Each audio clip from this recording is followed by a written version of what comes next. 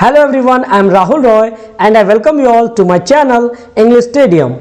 This channel English Stadium is a one-stop solution for all kind of your spoken English problem. और आज की इस video में हम लोग बात करने वाले हैं जॉब इंटरव्यू टिप्स की। जी हाँ फ्रेंड्स, किसी भी कैंडिडेट के लिए जॉब इंटरव्यू क्वालिफाई करना एक बड़ी बात होती है और अच्छी से अच्छी कंपनी में जॉब लेना उनका सपना होता है। तो जॉब इंटरव्यू टिप्स से रिलेटेड वीडियोस मैं आपके लिए ला रहा हूं और लास्ट वीडियो में मैंने आपसे पूछा था कि अगर कोई ऐसी सिचुएशन आती है कि आपको आंसर नहीं पता होता, क्योंकि हम ह्यूमंस हैं, हमें हर आंसर कंप्लीटली 100% पता नहीं होता, तो कुछ ऐसे क्वेश्चंस होते हैं जो इंटरव्यूअर हमसे पूछता है और हमें उसका आंसर पता नहीं होता। तो इस सिचुएशन में बहुत सारे कैंडिडेट्स पैनिक कर जाते हैं, बहुत सारे कैंडिडेट्स घबरा जाते हैं, नर्वस हो जाते हैं और अपना बैलेंस खो देते हैं इंटरव्यू के टाइम पे। तो आपको बिल्कुल ऐसा नहीं करना है। मैंने आपको बोला था कि इस वीडियो में मैं आपको उसका जवाब बताऊंगा। तो चलिए स्टार्ट करते हैं आज का वीडियो। और अगर आपने अभी तक हमारा चैनल सब्सक्राइब नहीं किया है तो जल्दी से सब्सक्राइब कर लें और बेल आइकन प्रेस कर दें ताकि सारी अपडेट्स आपको टाइम टू टाइम मिलती रहें और कोई भी पॉइंट आपसे मिस बिल्कुल ना हो। So let's start our today's video. तो यहाँ पे आप लोग देख सकते हो कि एक कैंडिडेट बैठा हुआ है और ये जितने भी पैनल मेंबर्स हैं, कोई भी इंटरव्यू आप देने जाओगे फ्रेंड्स तो इसी तरीके से पैनल मेंबर बैठे होंगे और आपसे वो क्वेश्चन करेंगे, क्रॉस क्वेश्चंस आपसे पूछेंगे और कुछ ऐसे क्वेश्चंस होंगे जिसका जवाब आपको नहीं पता होगा। तो उस सिचुएशन में आपको कैसे डील करना है उसके बारे में मैं सबसे पहले आज आपको बताने वाला हूँ। तो चलिए हम, if you don't know the answer what will you do? You can simply say that, sorry sir, at this point of time I am unable to recall it, but surely I will go through it just after the interview. इसका क्या मतलब है?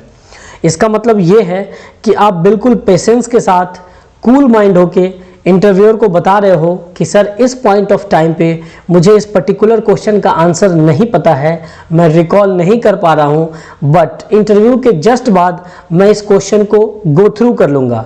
इससे interviewer ये समझता है कि इस कैंडिडेट को नॉलेज तो है बट इस क्वेश्चन का आंसर वो नहीं दे पा रहा है, बट वो एक पॉजिटिव माइंडसेट के साथ आंसर देने के लिए और उस टॉपिक को रिवाइज करने की बात कर रहा है। तो इससे आपका नेगेटिव इंप्रेशन बिल्कुल नहीं जाएगा और एक पॉजिटिव इंप्रेशन जाएगा इंटरव्यूअर के ऊपर।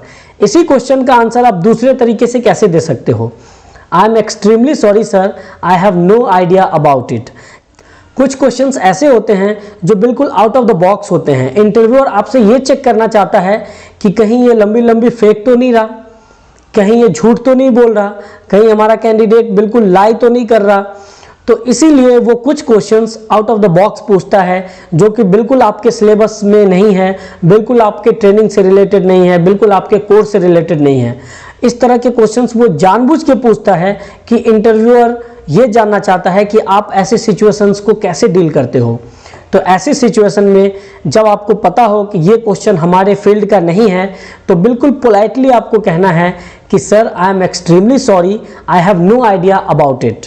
तो इस तरीके से आप बिल्कुल इस क्वेश्चन को डील कर सकते हो अगर इंटरव्यूअर ने कुछ क्वेश्चन पूछा और आपको उसका आंसर नहीं पता है।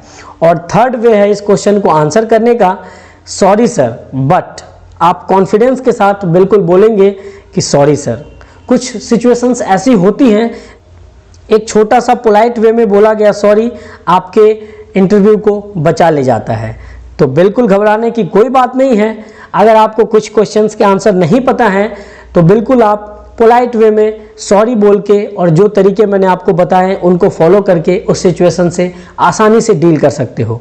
तो चलिए बढ़ते हैं हम अपने नेक्स्ट पॉइंट की तरफ जो कि इंटरव्यू में बहुत इंपॉर्टेंट होता है और वो पॉइंट है brush up your technical knowledge और brush up your subject knowledge.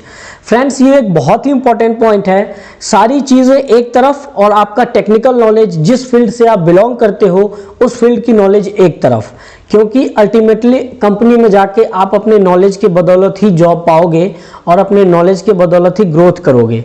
That's why subject knowledge is much more important. Okay, तो इसके लिए आपको क्या करना है? आपको ब्रशअप करके जाना है। इसके बारे में हम बात करते हैं।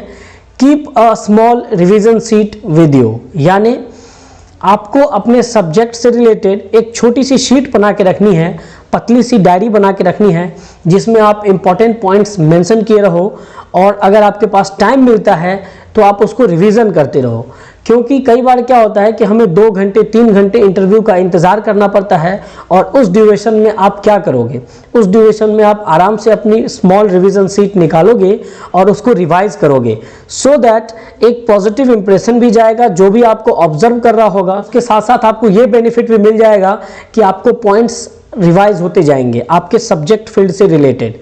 ओके फ्रेंड्स, और एक और इम्पॉर्टेंट बात मैं आपको बताना चाहूँगा, वो पॉइंट ये है कि focus more on fundamental questions.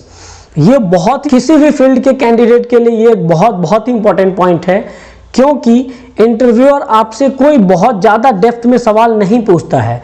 वो सबसे पहले आपके फंडामेंटल्स को चेक करता है, क्योंकि उसे पता है कि अगर कोई कैंडिडेट इंटरव्यू राउंड में आया है तो वो रिटन क्वालिफाई करके ही आया है या कंपटीशन एग्जाम क्वालिफाई करके ही आया है।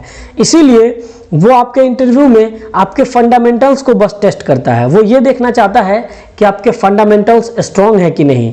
तो आप किसी भी फील्ड से बिलोंग करते हो, चाहे आप इंजीनियरिंग बैकग्राउंड के हो, बीबीए हो, बीसीए हो, एमकॉम हो, बीकॉम हो, आप किसी भी फील्ड के स्टूडेंट हो, आपको अपने फंडामेंटल्स को स्ट्रॉन्ग करके रखना है और फंडामेंटल से रिलेटेड क्वेश्चंस ही प्रैक्टिस करके ज़्यादातर जाने हैं, ताकि आप आसानी से किसी भी इंटरव्यू को क्वालिफाई कर सकते हो।